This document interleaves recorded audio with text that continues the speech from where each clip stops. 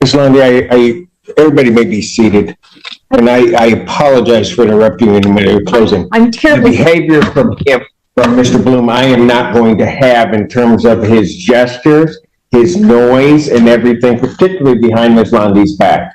Not going to have it. Mr. Burlington, I'm going to give you a chance to talk to your client about it and tell him that he is to sit there quietly or not at all before I continue. Take him back. Court is standing in recess. People having rested. Any witnesses for the defense? No, Your Honor. Thank you. All right, very good. Parties prepared for closing argument? People prepared. You may proceed. May I move the question? Depends on where you want to put it, but yes, you may go. Rotate it very slowly. That's all right. Thank you.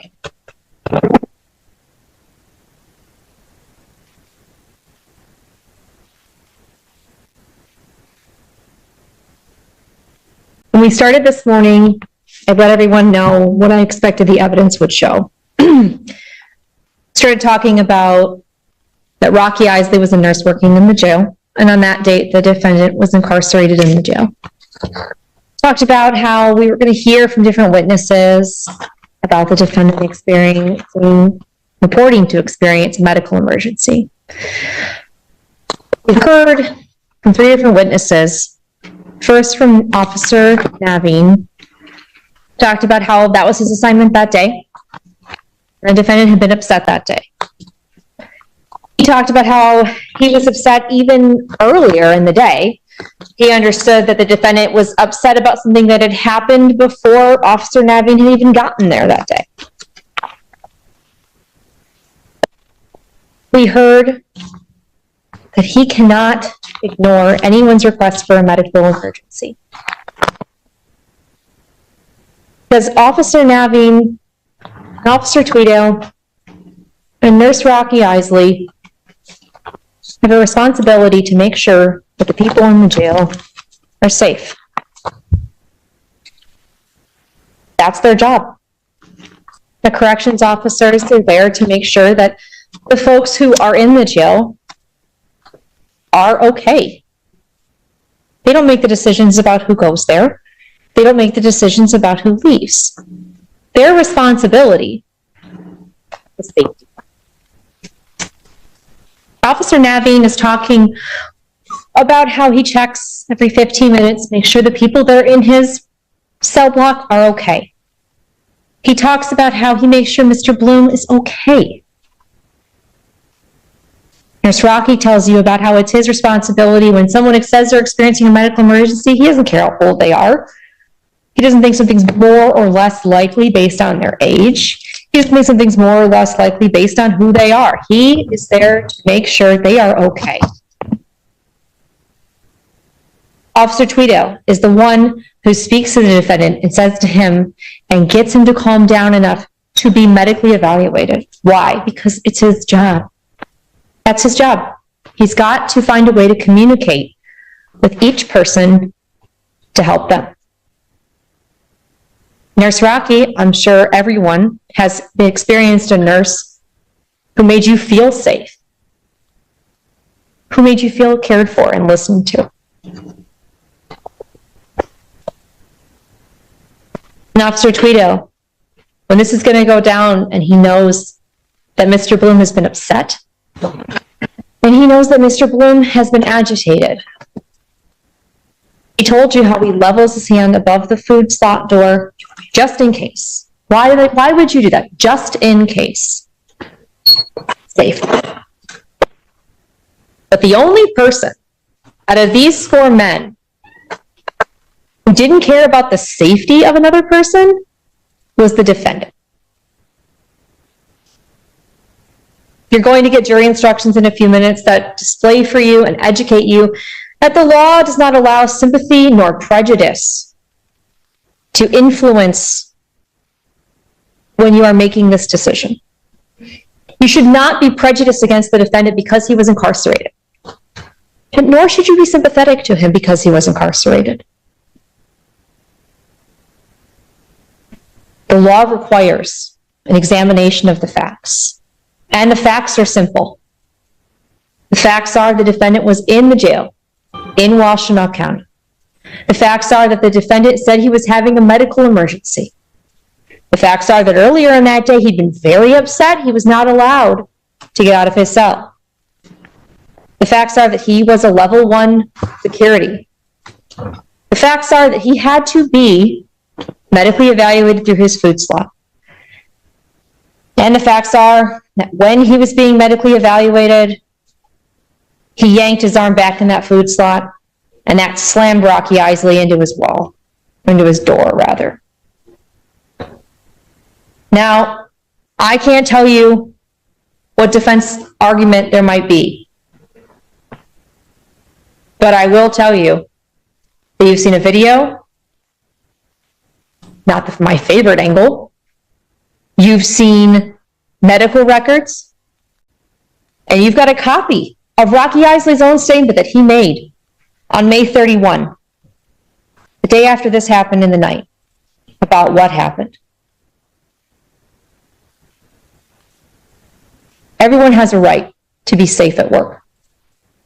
Everyone has a right to be safe at homes. All of the witnesses that you've heard from today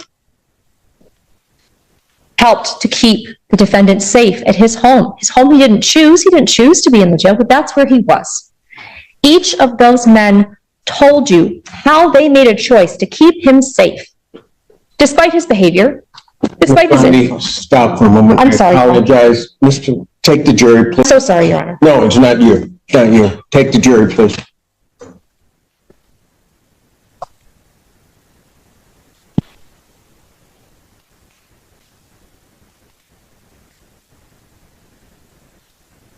Ms. Lundy, everybody may be seated, and I apologize for interrupting you in the middle of closing. I'm terribly... The behavior from Mr. Bloom, I am not going to have in terms of his gestures, his noise, and everything, particularly behind Ms. Lundy's back. Not going to have it. Mr. Burnton, I'm going to give you a chance to talk to your client about it and tell him that he is to sit there quietly or not at all before I continue. Okay. Take him back. Court is standing in recess. All right.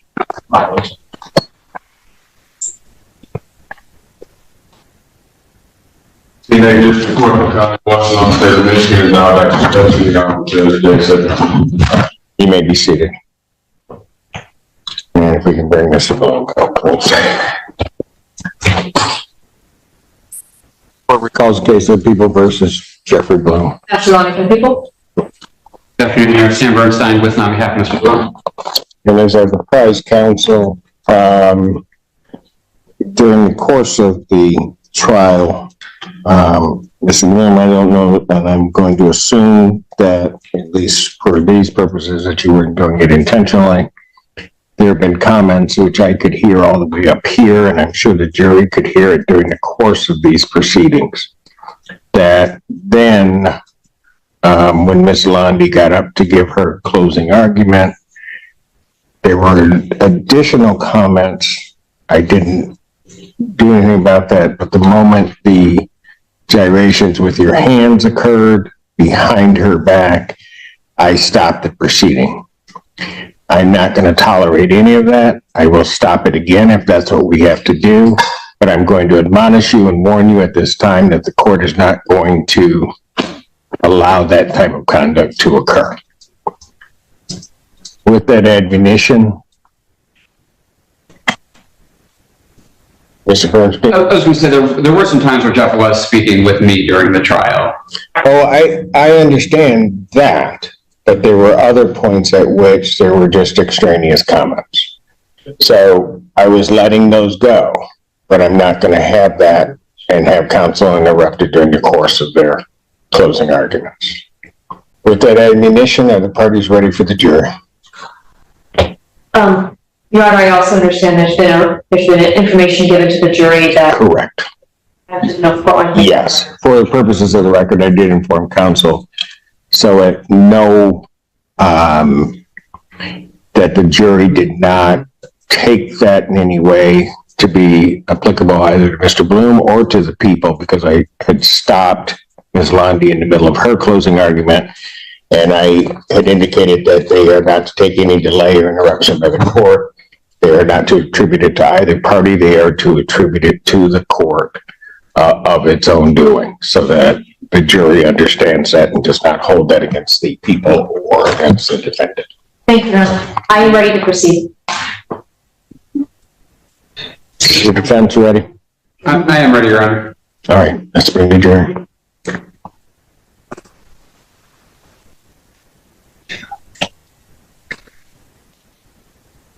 What is going on? All right. Go ahead. Thank you.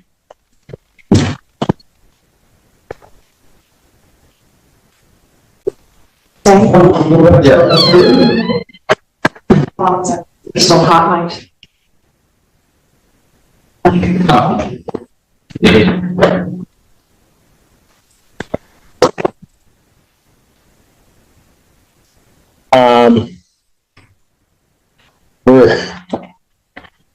Is he ready to get, what's?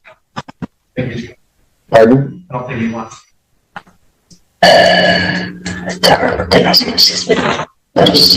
Sick, Your Honor.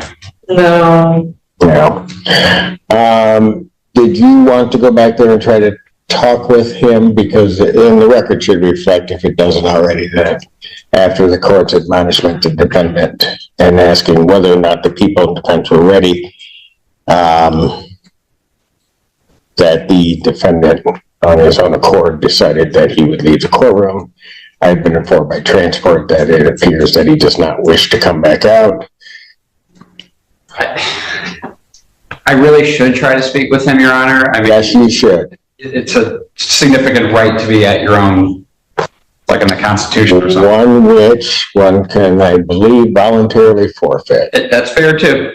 Yeah. So, before we get to that stage, I'll stand in recess and allow you to have an opportunity to chat.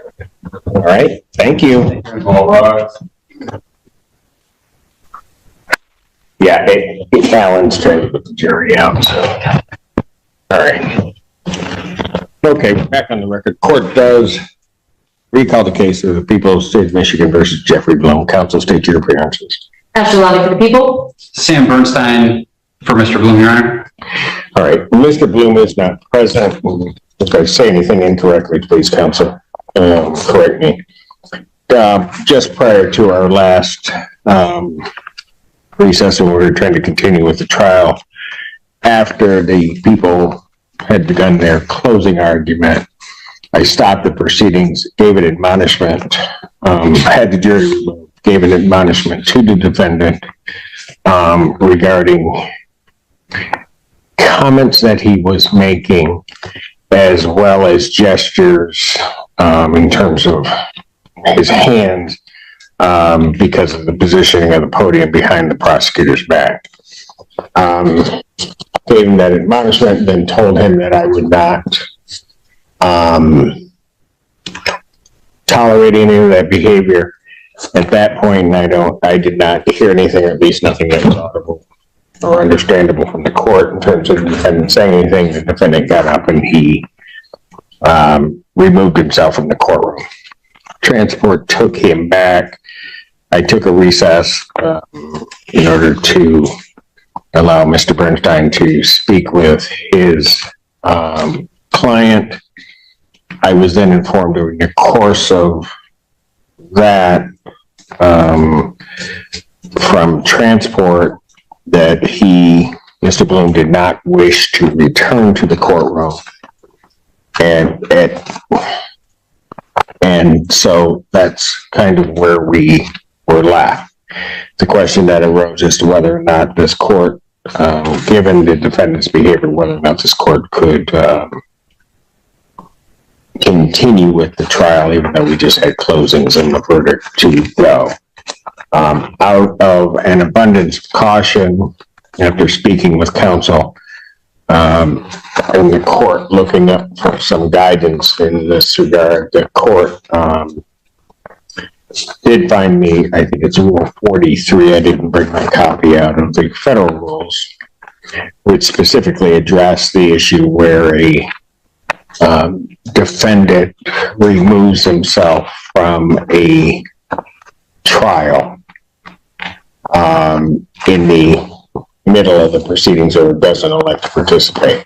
I did not see a rule specifically in the Michigan court rules governing that. As I did a brief research in trying to find cases, the case of the people of the state of Michigan versus Jerry Oliver Swan, that being 394 Mich 451, came to light. It was a 1975 case, so it's a little bit old, but it still looks to be good case law.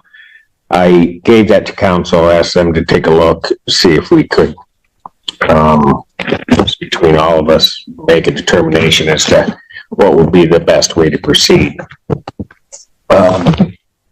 And granted, I don't think anybody's had an opportunity to do any extensive research on it. However, I would indicate that, if nothing else, the Swan case is illustrative of a point. And the synopsis basically indicates the Supreme Court held the defendant did not reappear in the courtroom after a mid-trial recess, had not reappeared 4 days later, and testimony was received regarding attempts to locate him. Trial court properly proceeded with the trial with receiving, part of the testimony in the jury's verdict in the defendant's absence. Taking that without anything else in front of me is sort of a guideline. The court believes that the defendant has indeed conducted himself in a fashion where he has made himself absent mid-trial.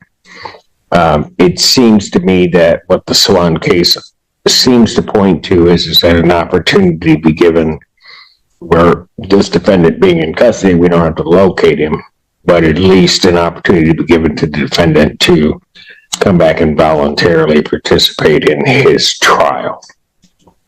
Having said all of that, after speaking with counsel, the court has made a determination to adjourn the remainder of the jury trial. We are adjourning it to September 30th, 2024 at 10 a.m. For closing arguments and final instructions to the jury. During that week period in time, in essence, the court is giving an opportunity for the defendant to reconsider his decision. Also to allow his counsel to have a conversation with the defendant as to what may be the implications of him having removed himself from the proceedings. But I think in fairness, and since they are monumental rights that the defendant would be forsaking in terms of leaving his trial, the court thinks that it would be prudent for the court to do so. That was long, however. Either counsel have anything to add or to say contrary to what the court has indicated on the record? Nothing contrary, Your Honor. Neither for me, Your Honor. All right, very good. And I do appreciate both counsel being patient as the court was trying to wade through this and also participating in trying to find something that would guide us. It was really, truly appreciated on this court's behalf.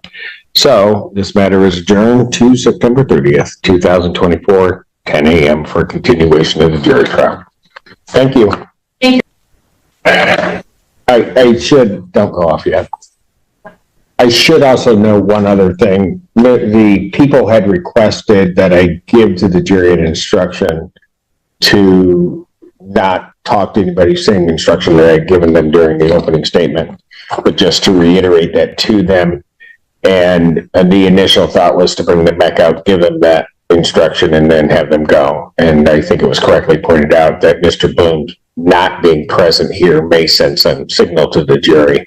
I assured counsel after they had indicated that they trusted the court to give that instructions to the jury. I did do so.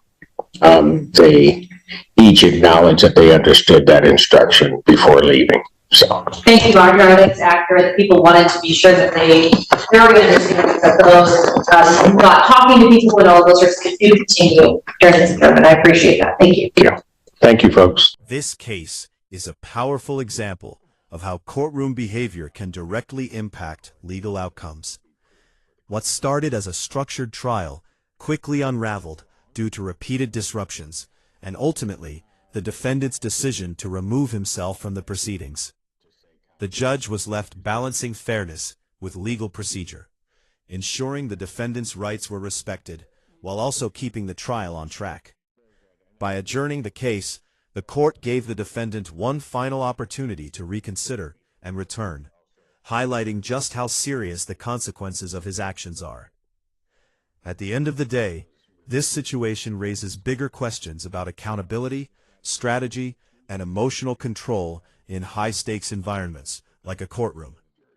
If you found this case as shocking as we did, make sure to hit that like button, share your thoughts in the comments. Do you think the defendant made a huge mistake? And don't forget to subscribe for more jaw-dropping courtroom breakdowns.